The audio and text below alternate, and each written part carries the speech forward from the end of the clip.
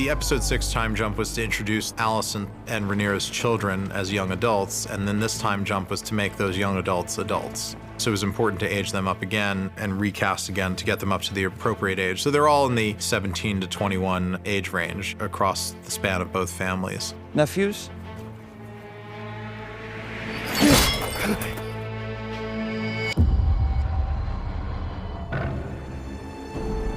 As the years have gone by, post Alicent's outburst, Alicent has found religion as a way to redeem herself. We know that Alicent holds closely to the new religion of the Seven Gods, which is not something the Targaryens do. It's part of what sets her apart from the house that she married into. In the scene where Rhaenyra and Daemon return to King's Landing for the first time, they see a difference. And there were no words that were going to describe the difference. There was nothing in particular that they would point out to us. We figured out how to make it read immediately. The big thing is a giant 7-pointed star that's hanging in the main hallway. Gaudy, if you ask me.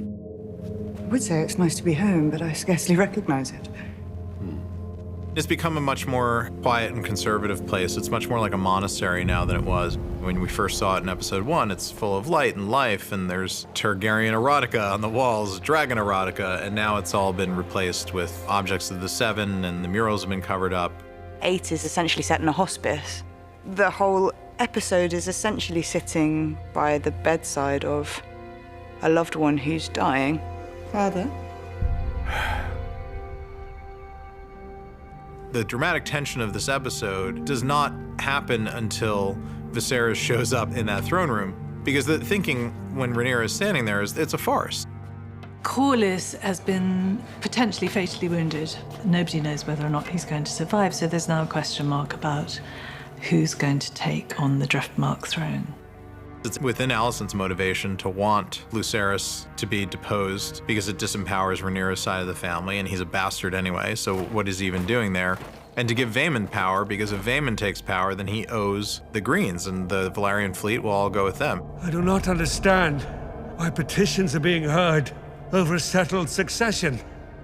Vaemond, one of those guys who's not particularly likable, but he always tells the truth, and he can't help it and he can't stop himself. For that reason, he's never really got very far in life.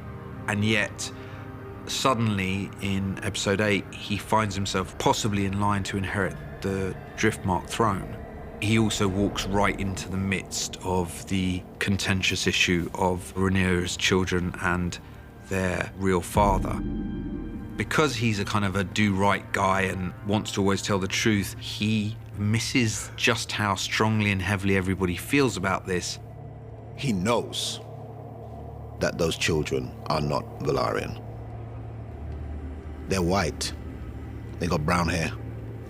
Very obvious. And everyone knows it. It's the pink elephant in the corner that nobody wants to talk about, but Vaemond is the one person who will talk about it and who will speak out about it. You may run your house as you see fit, but you will not decide the future of mine. This is something he's been holding on to for like 16 years. And when the petition goes completely sideways for him, he knows he's gonna fall on his sword, but I'm gonna fall on my sword my way.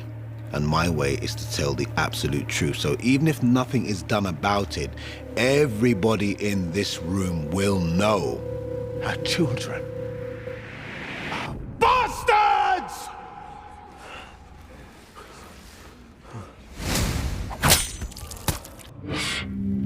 Vaemond becomes actually kind of a sympathetic character in that moment. He goes out with a bit of honor. I have to say this, he did it from behind. Didn't come to me face, did he? Nah, mate, couldn't do that. He can keep his tongue.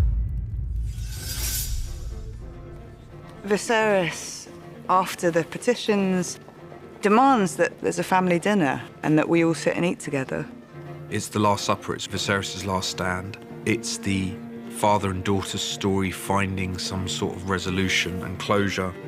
Unexpectedly, there's a brief moment of, oh, maybe things are going to be okay. How good it is to see you all tonight, together. One of the issues with his leadership through the series is a refusal to step up and intervene, to speak with clarity and to lay down the law and to stand by choices that he makes. For the first time, certainly in Rhaenyra's life, she really watches him do it. He stands by the family, both sides of the family, in this final dinner. It's like all this corruption and all this fighting. This is what it does. This is what being a king does. This is the effect of all of this on me. Why can't we just love each other? It sounds really naff, but it's like, why can't we just love each other? Why can't we just make this work? Let us no longer hold ill feelings in our hearts. The crown cannot stand strong if the House of the Dragon remains divided. But set aside your grievances. Forget me as your king, just love me as the man that I am to you and your family.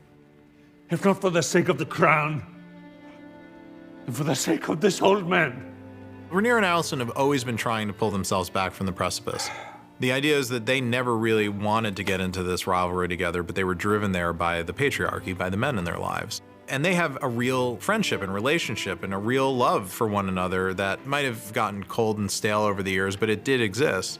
And then as soon as Viserys leaves the room, the young kids, who don't appreciate the history that has gone into this and what's at stake, kick it off again.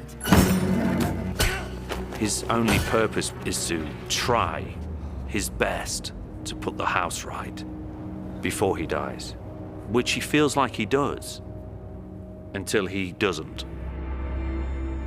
This is a guy who was unwilling to make enemies of one side to do what was right, so a lot of things in his life went unsaid because he was trying to always tamp down aggressions. And it leads to this final moment where his final message is unclear. He's very ill, he was in a lot of pain, they put him on medication, and he wakes up in that middle of the night trying to have this unfinished conversation that he had with Rhaenyra, not realizing that the woman sitting at his side is not Rhaenyra, but Alicent. So he speaks to her as if she's Rhaenyra, and Alicent picks out words like Aegon and Prince, who is promised, and prophecy, and whatever, and doesn't understand all the context going back into it because she never heard the Song of Ice and Fire because she was never his heir. Don't take milk of the poppy and then impart really important information just before you die. That's the learning curve on that one. So it is a bit of a tragic end, but it goes to the idea that this prophecy is a bit of gossamer sliding through your fingers and it's hard to grasp all at once. And also his lack of dealing with the issues at hand at his court that he was responsible for during his life. I don't think he ever wanted to be king. It's a burden. He's just doing a duty. He was too human to be king. It was genuinely touching watching Paddy die multiple times from multiple different angles. When he takes his last breath, he maybe feels like he's done all he can and he's put his house right. He did his best. He'd kept this secret belief in the prophecy and kept that with him until the day he died. And that's all he could do. In some respects, he wasn't the right man for the job. But in history, he kind of was the right man for the job, you know, 200 years later. So he does have a legacy.